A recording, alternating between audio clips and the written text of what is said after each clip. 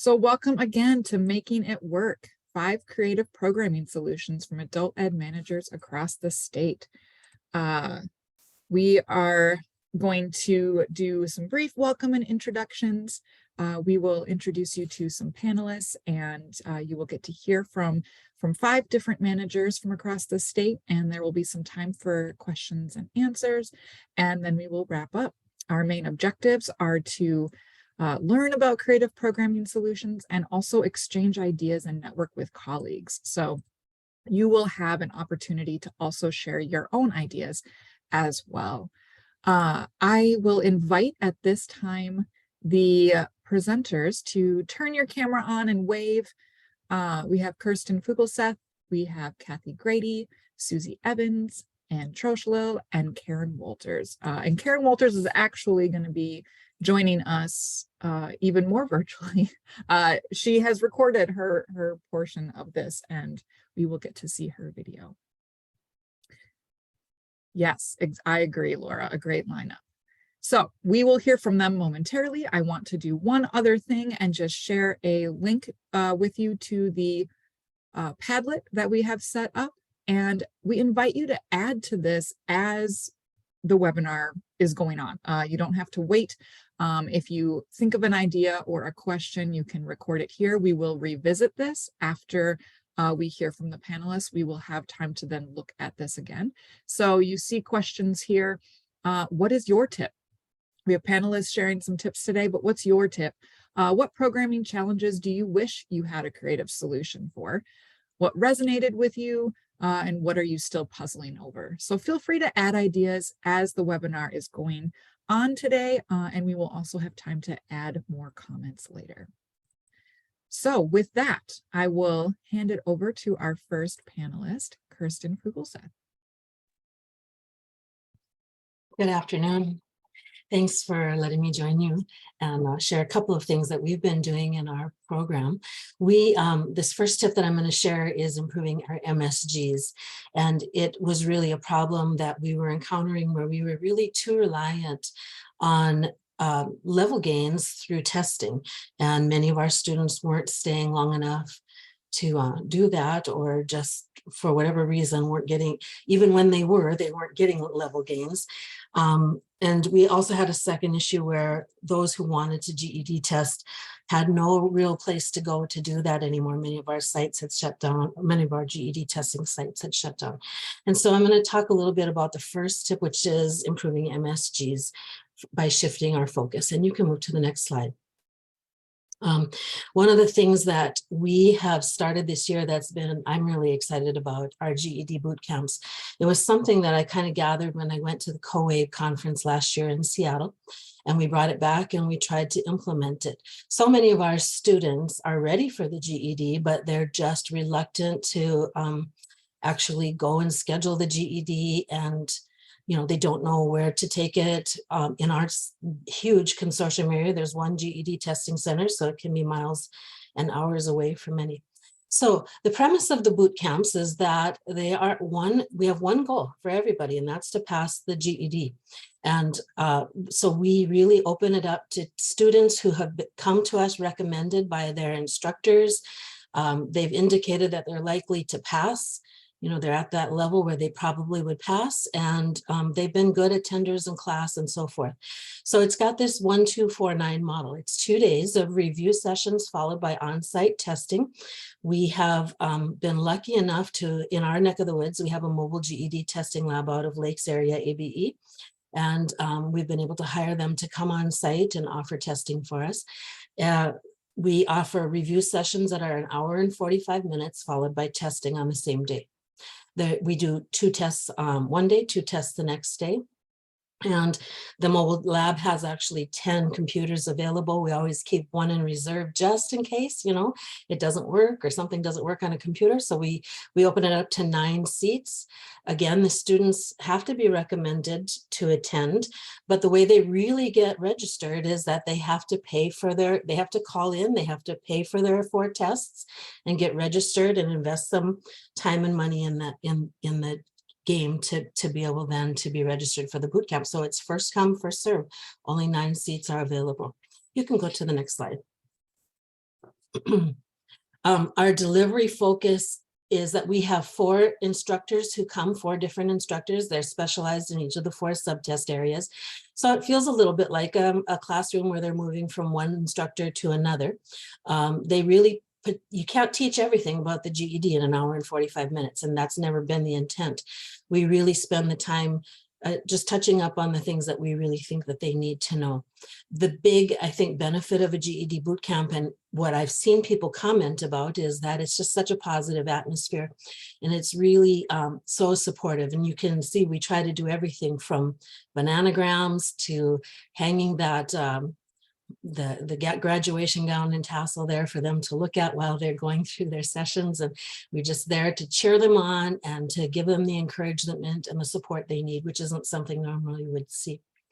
At the end of GED boot camp, those students who pass a subtest qualify for a $20 gift card for each of the 4 subtests that they pass. So they potentially could get all of their money back in the form of gift cards to area businesses.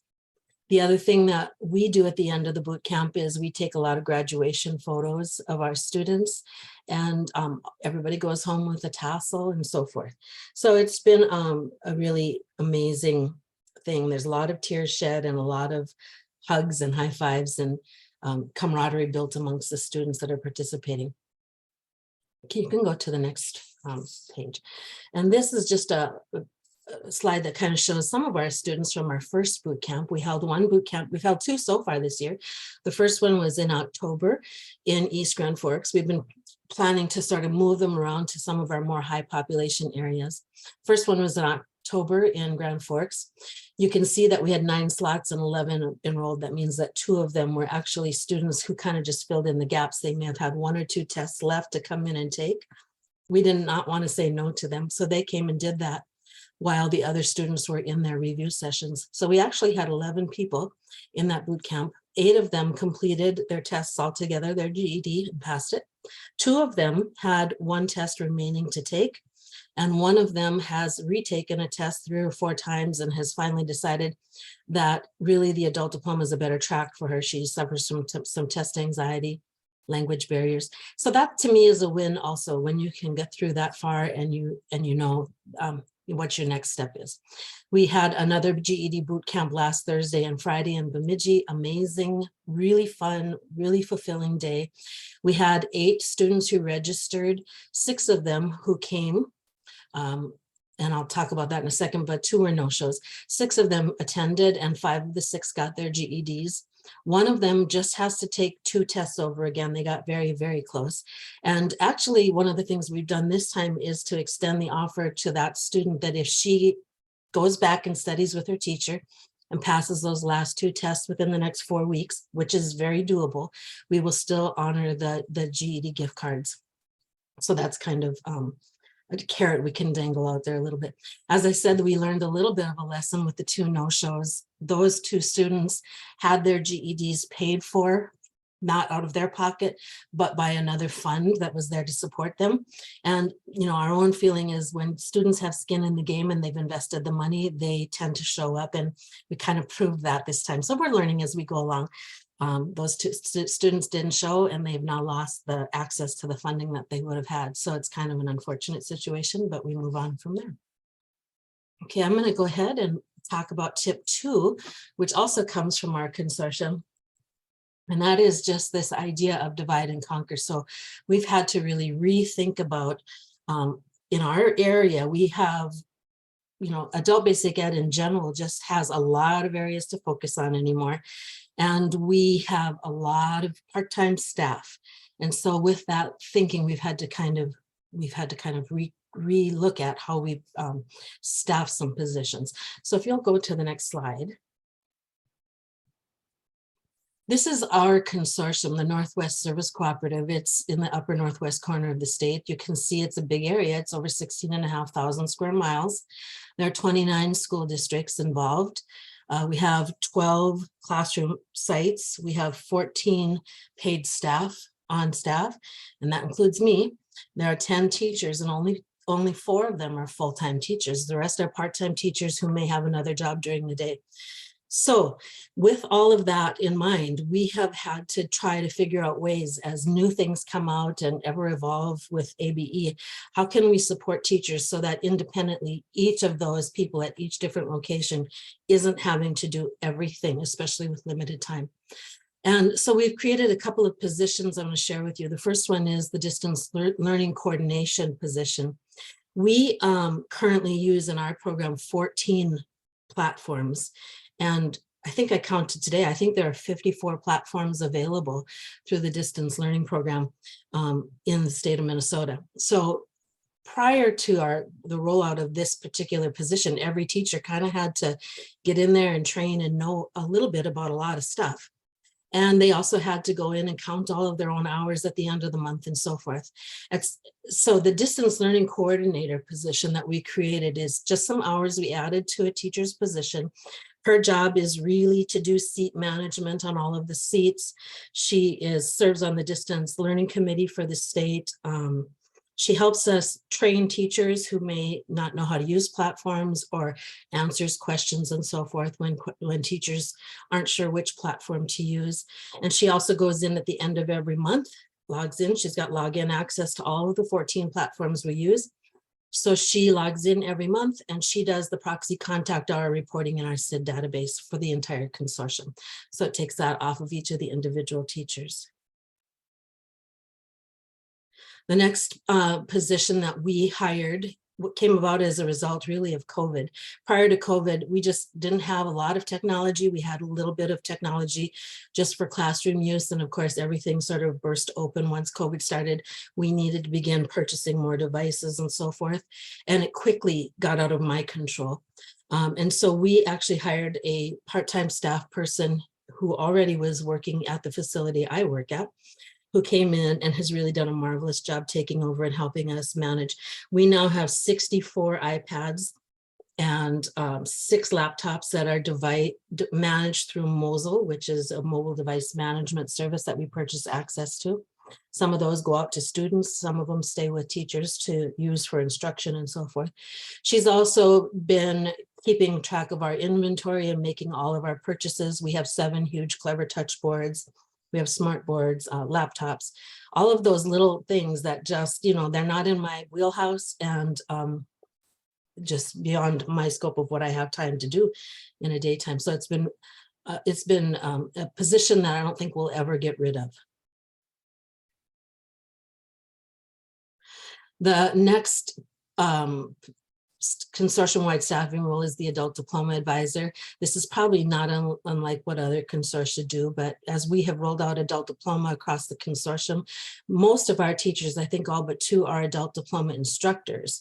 However, we don't have multiple advisors. We have one advisor who works with all of those teachers. She does all of the liaison work between the students and the instructors. She also attends all of the statewide meetings. She represents our consortium at the working group meetings, things like that, that take some of the pressure off of teachers who are actually trying to teach during the day when some of these meetings are going on. And then she brings them together quarterly and she updates them on different things that are coming out from the state. So she's really been playing a really lead role for us in keeping that program going, and it's very successful. And the last one also came about as a result of COVID. While we were all home, we were all teaching online, and we very quickly in this region went back to in-person classes. However, we found that some of our students continued to want to do online instruction in addition to other students that wanted in-person classes. And so teachers were their time was being divided. We were also seeing that some teachers may have 1 or 2 online students and the next one may have none and the next one may have 5. And so we really decided to kind of get rid of that model and move to a consortium-wide online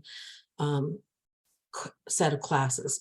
With that, we hired one online specialist who was given more time on her schedule, and she's there really to sort of drive the program and come up with some unique and specialized topics that she can offer online that aren't necessary to offer at every little location. And then we also have 4 of our instructors who are really specialized in certain areas. We have somebody whose background is in science, social studies, we've got a math teacher. So all of them have started offering 4 separate, well, actually 5 separate, what we're calling fast track GED online prep courses. They're offered between 5 and 9 at night. They run 8 weeks at a time, meeting 2 times a week for 2 hours apiece. And we also have a pre-GED that we added this year, but they do that. Now, last year they did that twice. Each class was offered twice over the course of the year. This year, they're offered 3 times over the course of the year, and I think we may move back to twice.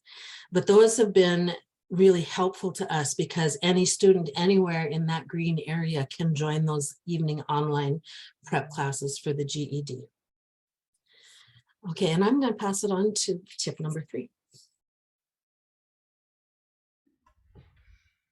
I wish that, this is Susie. I wish that my tip was make sure you charge people $3 to ask you if you're going to cancel anything because it's snowing or the snow is coming, because then we would all be rich and we wouldn't have to worry about our budgets. But that's not my real tip.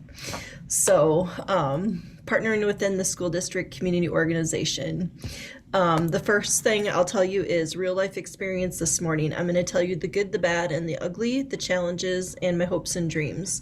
So I was at the district office this morning. There was a meeting that I was in. As we're exiting the meeting, the director of facilities was walking in with someone who was Hispanic. And so somebody in the meeting with me, we both walk out and we said, hola, ¿cómo estás? You know, and then buena suerte on the interview. And then I talked my broken English. And then as we're in the hallway, the liaison I was standing next to, who is from Costa Rica and is obviously very fluent, was just saying, hey, good luck on your interview. You know, here's my card. If there's anything that we can do after your interview to connect with you, let me know, because my goal is to get people jobs who have English as a second language in our school district, and then help create an environment so that people want to stay here. And so I said, you know, we have free English classes if that's anything you want to do. And then I looked at the facilities director and I said, as a reminder, anybody coming into interview or anybody you're working with, we're very happy to work with you. So that's kind of my real life story today. Is I wish that everybody would have that welcoming spirit in our district, and I was hoping so much that the interview went well. So next, that's my presentation, as like, this is really happening every day for all of us. Thank you. So these are some of the organizations, and facilities is the perfect example of what's happening here. These are all the different places that I could just talk about. Either it's working, it's not working, or I wish that we could work together. So the picture on this slide is really just highlighting our IEL Civics grant. We used our one-time funding to get the kitchen in the area that we're in up to code, so we're able to be a commercial grade kitchen. And then we're running our on-the-job training, getting the food handler license and some of the food manager licensure. And we're working with nutrition services, where the people in our program who are going through this grant process are also having a day in the life of someone who works at nutrition services. And that's also part of the IET piece of it. So I just wanted to give you a little picture of our ESL students in the internship partnering with nutrition services. So next one, please. Okay, so department specific trainings and retention. So remember, before we started using Google Docs, I don't think anybody does. So Google Docs became a thing. All of a sudden, everybody was sharing information. So we started running, adult ed started running trainings for people in the district saying, do you want to know what's new with Google Doc? And obviously I have people who are 30 years younger than me that were running the trainings. It was Becca, who is our support specialist. People like that. So as we're thinking about how can we partner, there's people who were hired here 30 years ago also to use Excel programs, use Word, use clip art, use this, use that. Can you imagine if they never had been offered any more training, how much they're struggling in understanding how often Excel changes? So Shane, who does our P2P work with our Microsoft Office specialist pieces, has offered classes for district employees who need to re-engage with some of those skills. So that's another way that we can partner within the school district. I would say even with our partnership with Anderson Corporation, we have also said you've got people working in your office area, not just in the manufacturing side. Would you like classes like that? Is that something that would help people retain or perhaps level up in your business? And so we're working on pieces like that. With our custodial, 3 years ago, the director of facilities had a vision, and he would always say, Susie, he was from Africa, and he'd say, Susie, people don't get the message. Do you get the message? People are hired to do custodial work. They're expected to be able to respond to emails, put in their time off appropriately, calculate and follow the websites on, facilities and pieces like that. So one summer he scheduled in everybody to come and do email etiquette 101, so that when administrators or district people were working with the custodians and emails would go back and forth, all of the people that went through our program basically had a North Star digital literacy lesson and were able to understand email etiquette, how to save things in folders. We gave examples, concrete examples on how to reply to emails that were professional. We talked a lot about those essential skills. And that was something that was built into their summer cleaning schedule. And I will say that of every custodian in our very large school district, only 2 people screwed off. The rest of everybody was engaged and they were thankful for the opportunity. So that's kind of an example of something that worked very well. I'm working on new glasses here that are progressive, so I don't really know how to see my screen anymore. But and then as that happens, community education, since we are part of community education, everything is kind of embedded in. Our senior citizens need help with their smartphones, basic computers. They want their grandkids to come in and learn how to computer so that they can get jobs. So all of those things are, you kind of trip into each other, right? So the next one. So I talked about the tours, the common language. So the other part I just wanted to talk about was our nutrition services director is doing a great job hiring people who have English as a second language. The shifts work really well because their children are in school. The one thing she came to us and said, Susie, people aren't understanding my daily messages, my daily, I post things up on the board, and when I ran her emails through, somebody can help me in the chat, I ran them through where you can see what grade level everybody is using in their language. It was coming back as 12th grade level of English language. And yes, thank you, Patsy. So I was having her be aware of how to get the same message across, but using a different way to communicate. That was like an aha moment for her. And it was so positive, that experience, that we've started working together just seamlessly, where she'll have someone come in for an interview and say, Susie, I think they really could pass this interview. I think they need some help with language skills. And so we started a relationship like that to say, how can we make people want to stay here and retain employees? So that was something that we just tripped into. And it was a great learning experience for both of us. And it's something that she shares with people. Student information is our first point of contact for EL families. And I am so happy that our EL coordinator finally hired a liaison who works specifically with any new family that registers in the school district. Otherwise, trying to find that first point of contact, you can put out flyers, you can put out little cards, you can do this, you can do that, you can throw people phone numbers, but to have someone bilingual or someone who knows really how to use that language line, that's become critical in getting people to our program. So I just talked about Nikki, our district EL supervisor. Last year, we had monthly EL parent meetings that the elementary teachers invited us to present. So I went with my community ed hat, but also the hat of, would you like free English classes? Is that something that would help your child be successful in the school system? And those monthly virtual EL parent meetings, the EL teachers bribed the kids to say, here's a goodie bag if you can get your parent into the Zoom meeting. And there we presented like free opportunities through community ed. We talked about food shelves. We talked about intramural sports. We talked about all sorts of things. So once you get that EL district supervisor support, it became that's who I was in the meeting with today about, When we get 18-year-olds in the high schools and they're coming and they're putting them in 9th grade curriculum, what can adult ed do with them? Alternative high school, we're getting a lot, and I'm sure anybody else that's working with the high school, we're getting a lot of GED referrals, people dropping out. Right now, we also run credit recovery, and I know Eric is on here too. He runs credit recovery, and so we see all the people that are not going to graduate on time.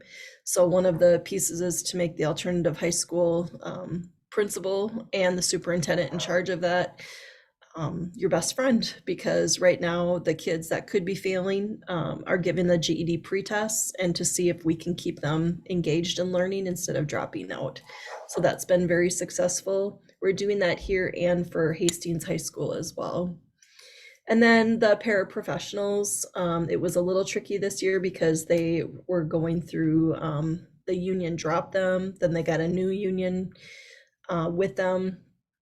And so things were a little bit tense, but anybody that becomes a paraprofessional, we have the free Paraprep Pro online course in Momentum that we use. And then anybody that is fearful before they take their test, we have sessions that they can come in and work with any of our teachers.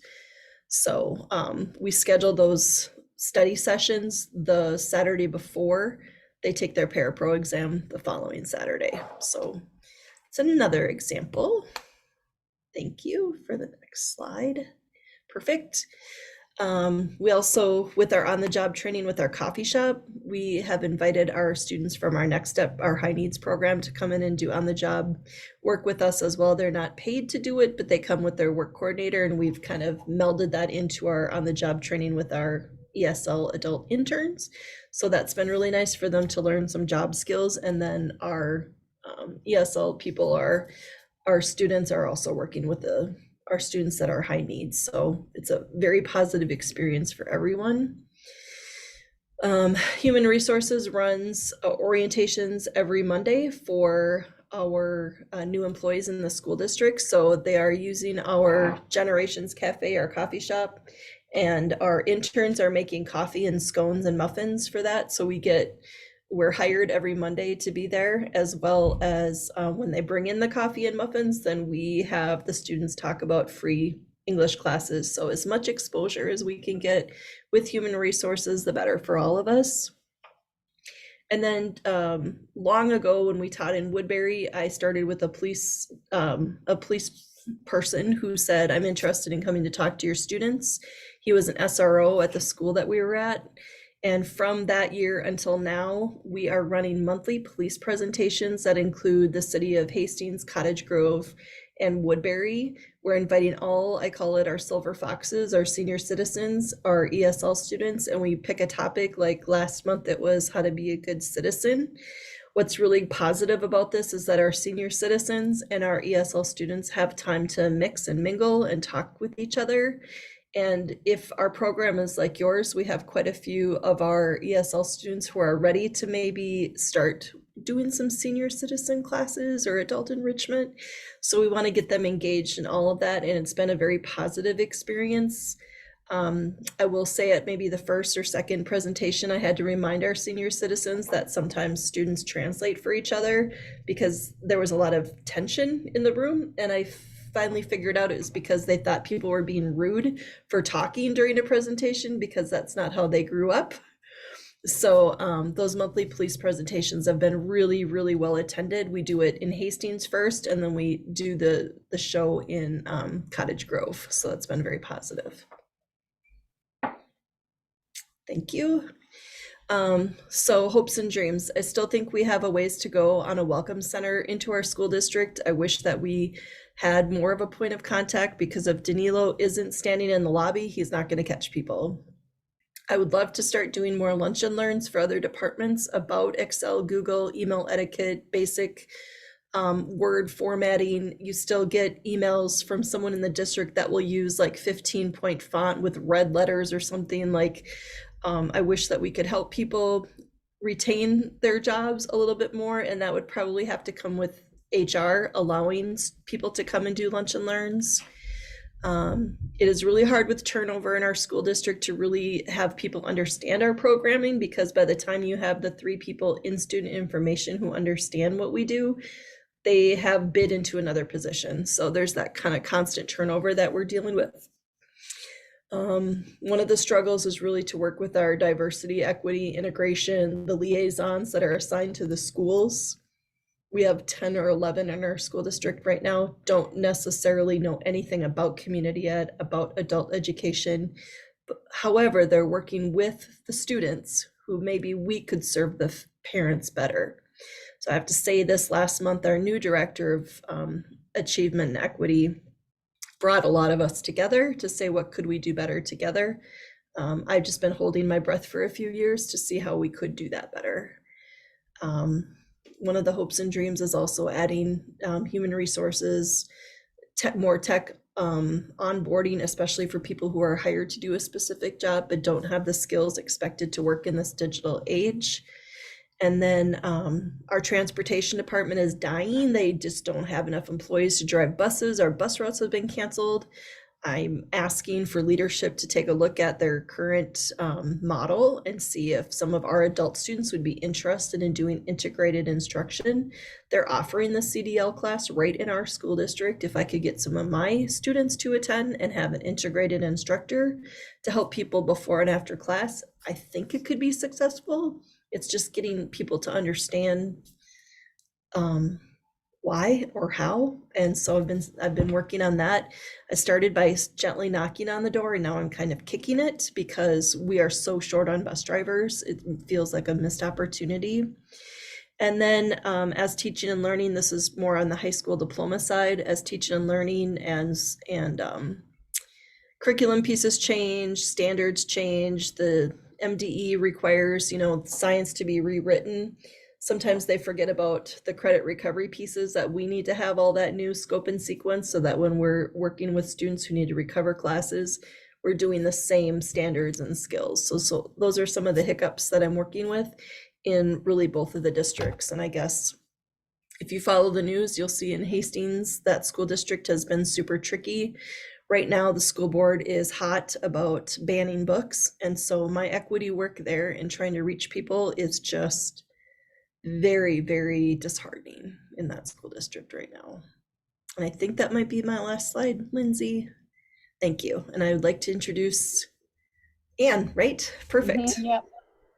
So hello, everyone. My name is Anne Trokel. I am the consortium manager at Glacial Lakes.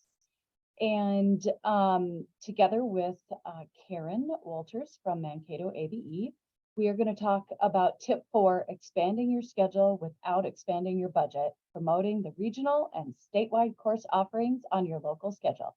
So Karen's going to join us on the next slide, and you'll be able to listen to how they do this in Mankato.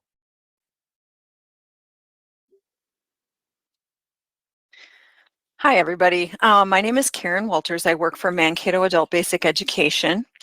And today, Ann and I are talking about expanding your schedule without expanding your budget. And I just wanted to show you an idea that I guess I would hope everybody's doing, but if you're not doing it, we hope you will do it or consider doing it. So specifically talking about the regional and statewide courses, I wanted to show you how we promote those with our students. And I'm going to pull up my screen and show you our second semester schedule. So this is our second semester schedule at Mankato ABE, and we promote our entire consortium on one schedule for our partners. And this is also, and we put this on our website, we send it out to our workforce partners, and we give it to our students. And so this schedule has you see these black bars, that's each site. So for Mankato ABE, we have a site at the Lincoln Community Center in Mankato. And you can see here we have all of our classes listed. This ESL classes here evening is completely regional classes. We promote those as our own classes at Mankato ABE, but actually this section here with the evening ESL is all regional. And I pay for maybe a third of the staff in that program. The rest is regional. We have public library, New Ulm classes, South Central classes, and then you'll see I have a section for ABE regional and statewide course offerings. So when I put those statewide and regional course offerings in there, I promote them as if they're ours, you know, that we promote them, we're in it. We have all these options: healthcare core, child development, English for driving. Some of these are regional, some of these are statewide. I link the video descriptions in there, the flyers, so that people can check them out, see what they think.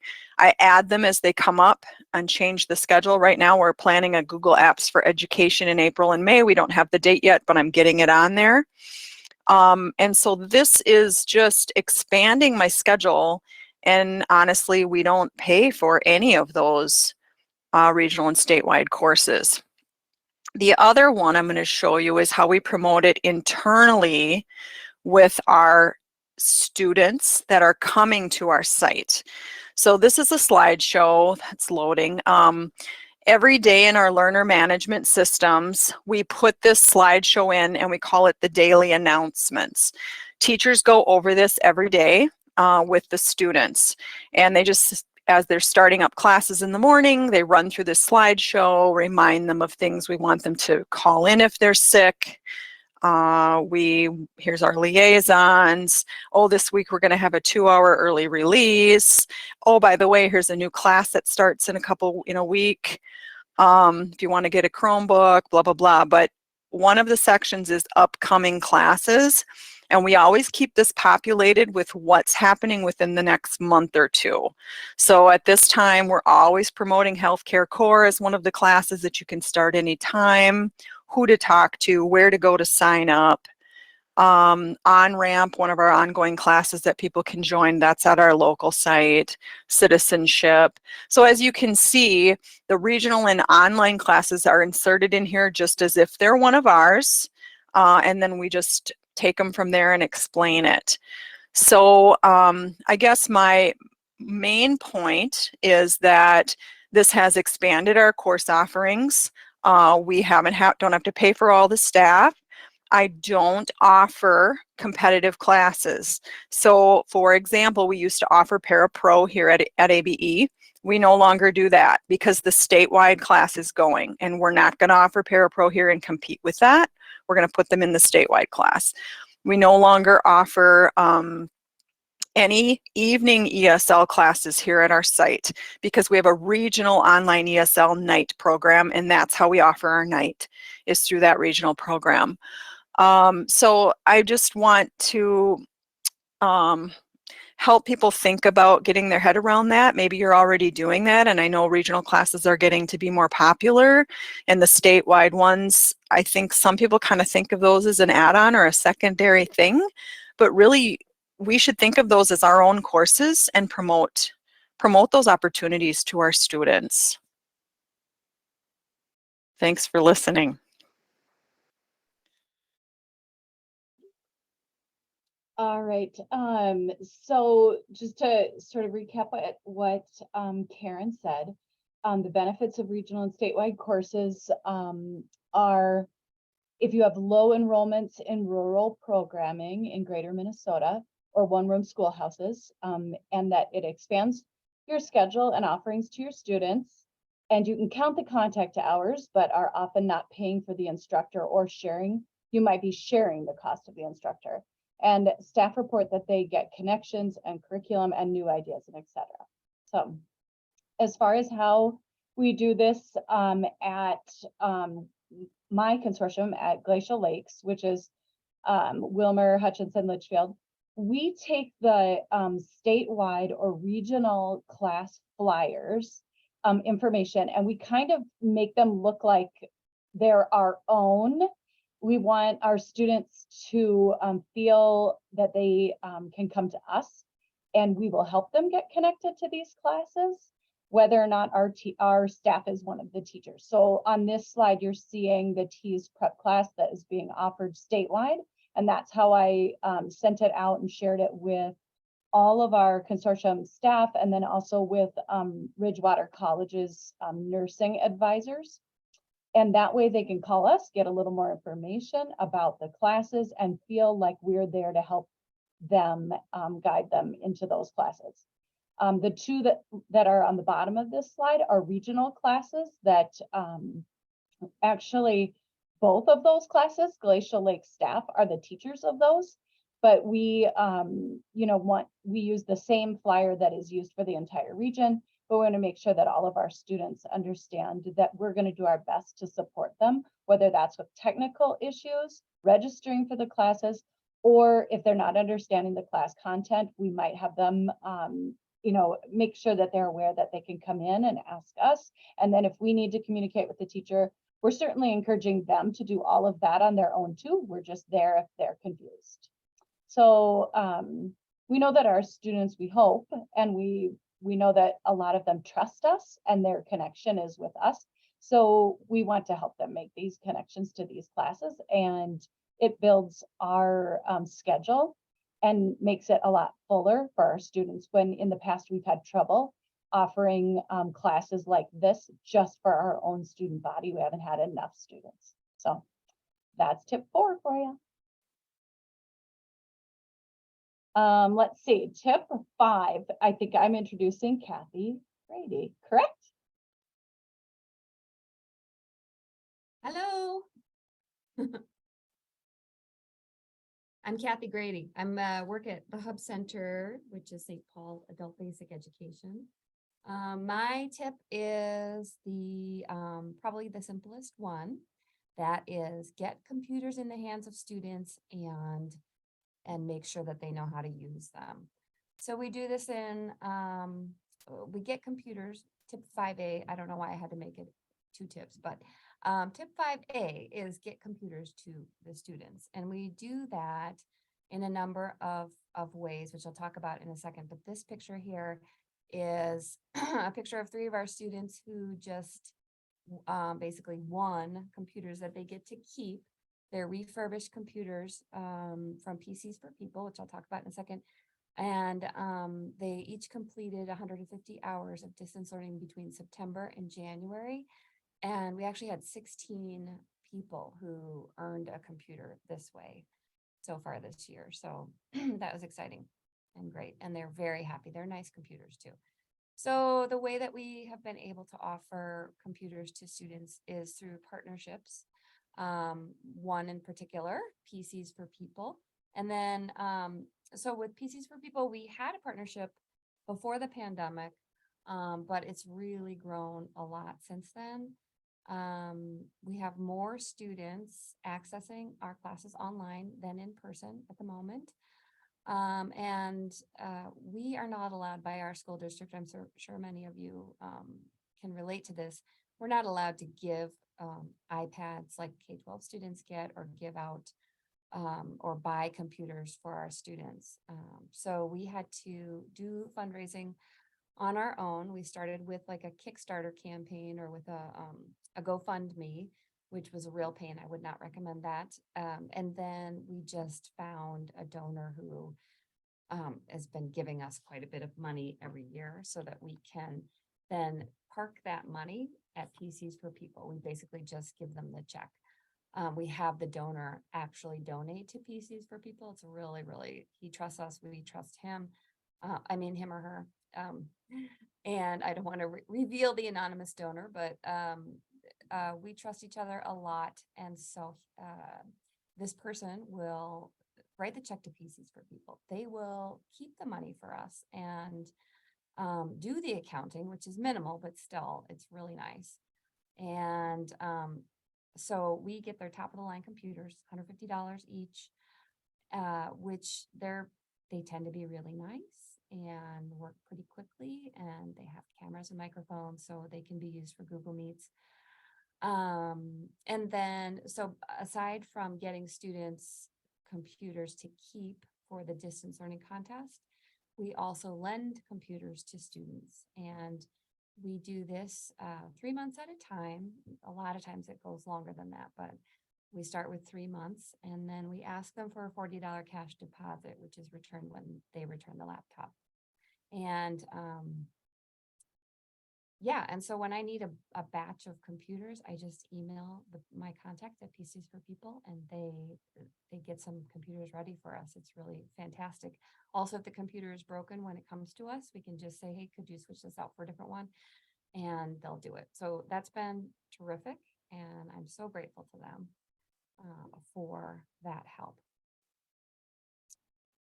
Seems like there was something else. We've given computers out to hundreds of students. I have 72 students on the roster now, and then a whole bunch of students who have been exited. So anyway, yeah, you can still move the slide. Thanks, Lindsay.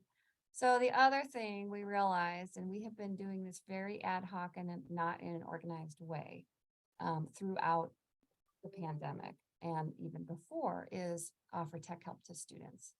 I think at the beginning of the pandemic, the number one thing that students had trouble with was remembering their password for their Gmail or for their Google Suite, which is what we use here. So there's a lot of setting up new accounts or getting their accounts recovered. But anyway, so when this year started, we knew we were going to need actual official and tech helpers and a system for that. So we have 23 contracted teachers here and a bunch of part-time teachers, but our contracted teachers, their hours, they need a certain number of instructional hours, and those don't always line up exactly with what our class schedule is. So boy, I thought I could read without these, but I can't. So we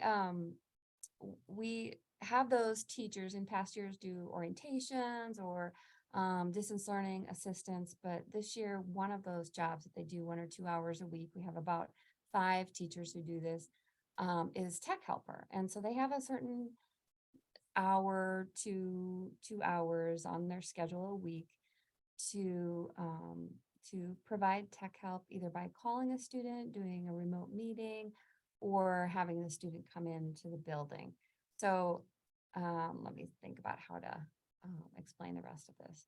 Hundreds of students have been helped with tech help, various things, but we started out trying to do an Excel spreadsheet, and that wasn't working very well, so that we could all coordinate with who was helping who and which tickets were resolved and that kind of thing. And then we ended up doing a technology help ticket that is available on our website, so our teachers can access it and students can access it. And then we have drop-in hours. So we provide the tech help either by drop-in or with a technology help ticket. And a lot of times the technology help ticket is filled out by the teacher, like a Google Meet teacher who sees that a student is struggling with a particular thing. So they fill out the help ticket. And if you want to show that help ticket, Lindsay, that would be great. So if you could scroll down a little bit, it's really simple, as you can see, that how to reach you, when can we reach you, what do you need help with? So is it password or login? Can you keep scrolling, Lindsay? Distance learning platform help, and which one? Google help, what kind of Google help? And then do you need a laptop? Do you have internet? Do you need internet help? And then what if you have a different issue? So put that in there. Then that feeds directly into a Google Sheet. I'm sure you're all familiar with that. And then our main distance learning coordinator checks that sheet every day or every couple of days. And if it's a simple fix that she can just do, she will do it and put the student into, and actually, I don't think she does put the student into SID. If it's an issue that requires a little bit longer help time, she will put the issue, she'll put the student into our tech help class on SID, and then she'll put comments next to, oh, you can't scroll down on this, unfortunately, but if you see the student's name, then there'll be a comment as at entry about what their issue is. And then when the tech helper's turn is up, like Thursday afternoon or whatever, they will contact that student. And so it's good because it works for both in-person teachers and remote-only teachers, because the remote-only teachers can, just reach out by Google Meet or by phone, just like the in-person teachers do too. So it's nice because we can coordinate with about 5, 6 of us and get to all these tickets. So we have 8 students in the room right now, which I think is really good because that means we're getting tickets resolved. That's it, I think. Yeah. I'm gonna check the chat. Wonderful. Thank you, Kathy, and to all of our panelists. So many excellent ideas shared. I think people are probably furiously taking notes. I think we want to visit the Padlet at this point. I see that we have some reflections on what's being shared. I do notice that the what is your tip column is still empty, and I am confident that each and every one of you on this webinar, being the amazing Minnesota managers that you are, probably have something that you can share. So please do think about something that's working in your context that you can share with others, and let's get that populated so people can benefit from your knowledge. So it looks like there are some questions about things that people wish they had creative solutions for, looking for ways to convince 17 and 18-year-olds that dropping out and getting their GED isn't necessarily the fastest and easiest path. Looking for ways to offer testing and getting folks who have shown that they're ready on the GED ready tests to follow through and take their actual tests. So if you have ideas for any of those, please head into the Padlet, and Marissa's put that link back in the chat to share your ideas. Also, questions about how to get students to stick with their online attendance and participation in online classes. I see that someone has jotted us a solution there around digital warm fuzzies. Would that person like to come on and share anything more about that strategy for getting folks to stick with online attendance, or anyone else who has a response to share? That was something that we have just been experimenting with. It was something I found on Teachers Pay Teachers. So basically in our fast track classes, a jar is placed, that there's a page called Digital Warm Fuzzies. Each student is assigned a jar. And then at the end of each week, the teacher goes in and adds warm fuzzies for whatever set of criteria they have for attendance. And with the idea being it's an 8-week class, so maybe at the end of 6 weeks or 7 weeks, we enter them into some sort of drawing for every warm fuzzy that's in their jar. So it just seems like that student, I mean, even adults like to have a little competition and a little reward. Absolutely. We'll see if it works. Excellent. Thanks, Kirsten. Any other thoughts about getting students to stick with their attendance and participation in online classes? Things that have worked for you?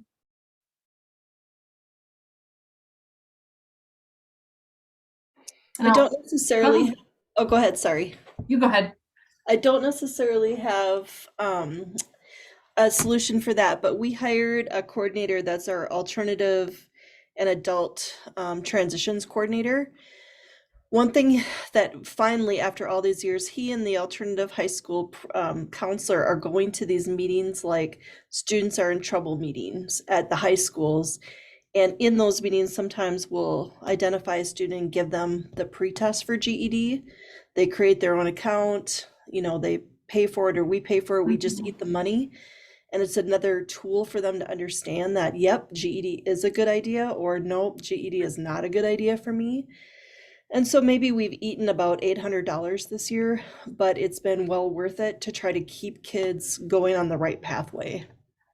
We can't report those tests or anything because sometimes they're not 18 and they're still enrolled. Right. But it is a really important tool for us to use with the parents and the counselors. As part of that advising process for, correct, for what's next on their pathway. Yep. Yeah. Thanks, Susie. Looks like Brian, I don't know if you want to come on and say anything else, Brian. Brian's also talking about an interview process that he has with 17 and 18-year-olds with the student and an adult about the options. Sure. essentially, before they even sign up, we come in and talk about that this is not a K-12, this is not school, what the expectations are, and how we do things, that it puts the onus on the prospective student and what what they're going to have to do. And we let them know this is not high school, Right. and I tell them very blunt and flat out, if you want easy, stay where you're at, because this is the harder road to do if you're going to do it. Thanks for sharing that, Brian. So we're just about out of time, but I will just encourage you that Padlet will stay open. So take some time to look at what your colleagues have posted. And if you have not added your tip yet, please go in and do that. And I want to thank all of our panelists again for sharing such innovative and practical ideas, and hope that you'll be able to take some of what you heard today and use it in your own program. A few announcements about upcoming professional development opportunities.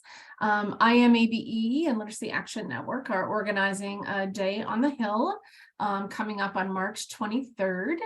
And you'll see that Marissa's put a link for more information around that. We're going to be gathering as a state for our spring statewide virtual conference on April 28th. So stay tuned for more information about that conference. And then finally, Summer Institute will be back together in person in St. Cloud again this year, August 16th through 18th, with pre-conferences on the 15th and 16th. The call for proposals is now open through March 31st.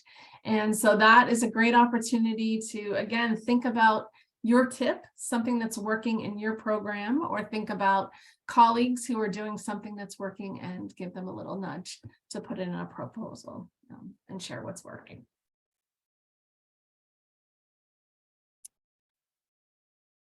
Our presenters want to come on and wave, say goodbye. Thank you everyone for taking the time to join us today.